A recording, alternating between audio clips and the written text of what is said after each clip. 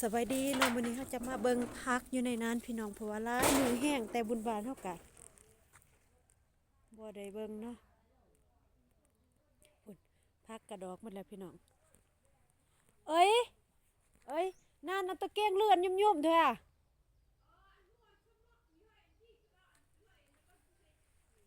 โอ้อันสมเหมาะนี่ดิอันสมเหมาะอันละบันไม่เว้ย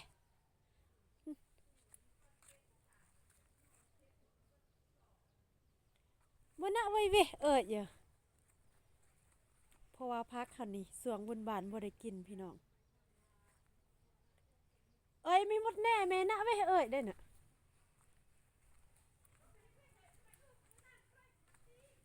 เออ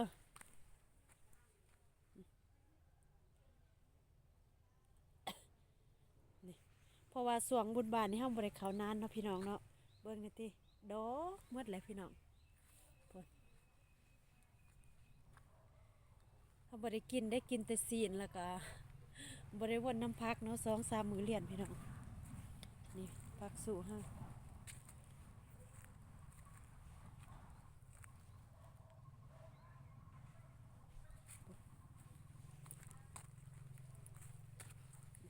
แล้วเฮาจะลกเนาะพี่น้องลกพักโอ้ยลกพักเอาไปคั่นสมพี่น้อง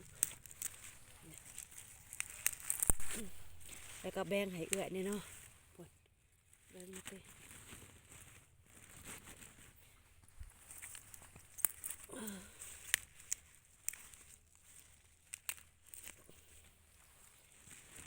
ใส่กระสอบเลยพี่น้องพุ่นแต่ว่าสวงบุญบานเนาะเฮาบ่ได้กินบ่ได้วน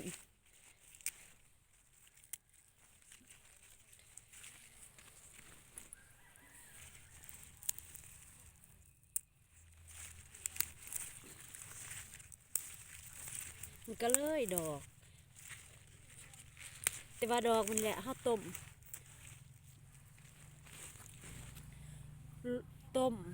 หรือว่าเฮาซุปก็ได้พี่น้องแซ่บแล้วเฮาต้มแล้วก็ตำแจ่วผักอีคู่พี่น้องนี่แจ่วผักอีคู่นี่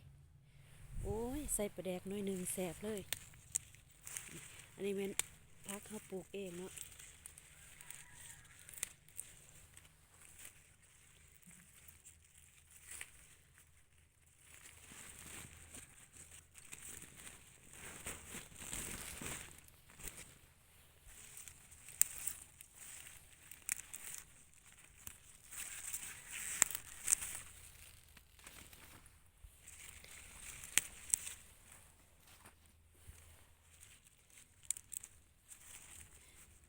พอเฮากินบ่เบิดเนาะเลยแบ่งให้อ้ายให้เอื้อย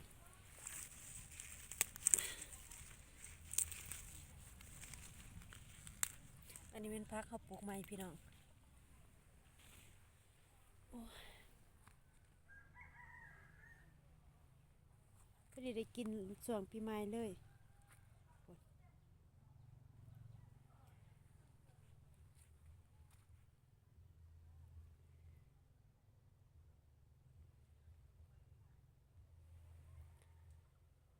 ผักบัวเนาะมี2 นานพี่น้อง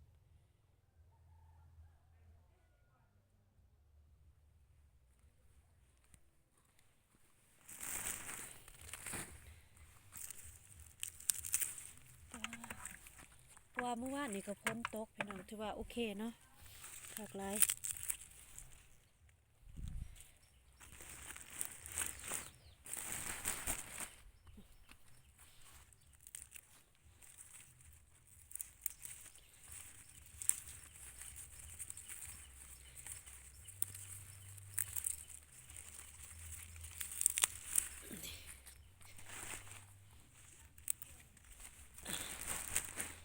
เฮาใส่กระสอบเลยเนาะจักหลายจักหน่อยพี่น้องโอ้ยสะอ่อนเด้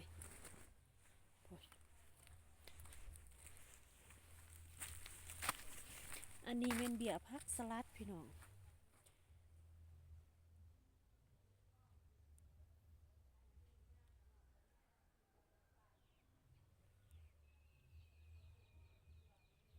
ผักบัวเฮาก็เริ่มงามพี่น้องเอ้ยอันนี้แม่นเฮาปลูกเองกินเองเนาะ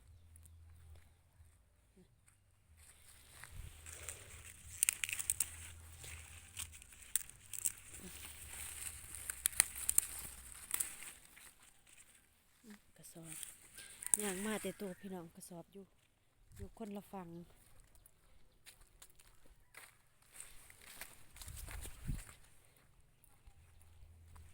ลูกสิลูก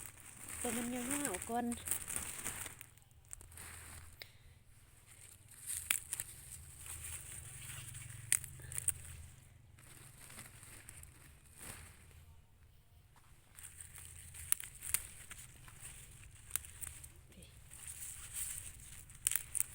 เพราะเขาปลูกไว้หลายนะพี่น้องแต่ว่าส่วนนี้มีอาหาร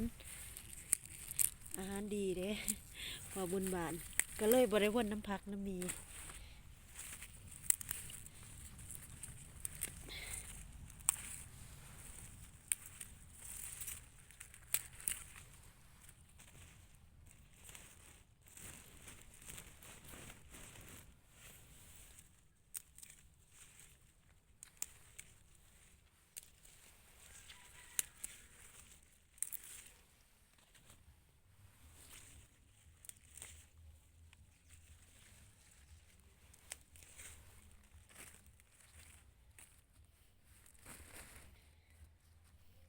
ตาสะอ่อนอันนี้หยอดมุกเป็นมุกพี่น้อง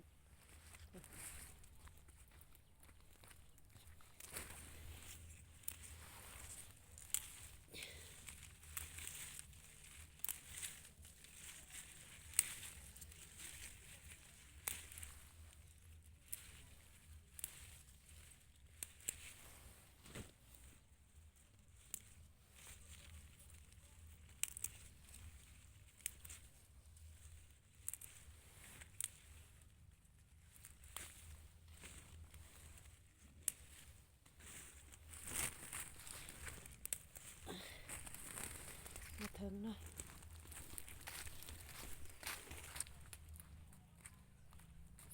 บ่ได้วางเขาก็จังสิอันนี้เนาะพอมันใหญ่เลยเด้ผักสลัดเขาหลายขนาด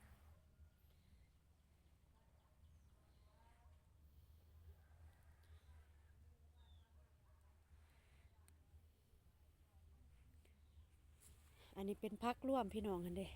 พักร่วมปลูก พอเขากับพ่อใดรุดพรการใส่ใจเขาปลูกเอง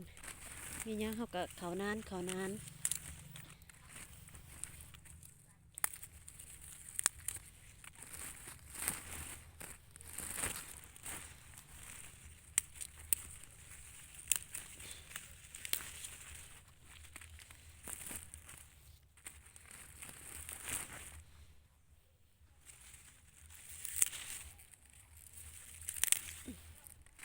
ั้นสมเนี่ย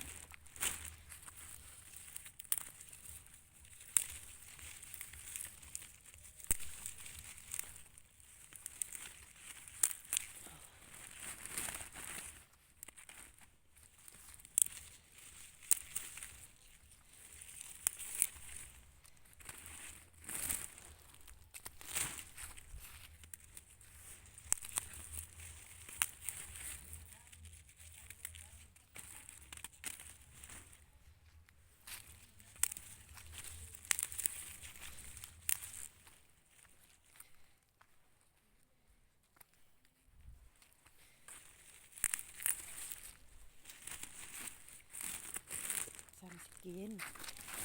ได้เต็มสอบพี่น้อง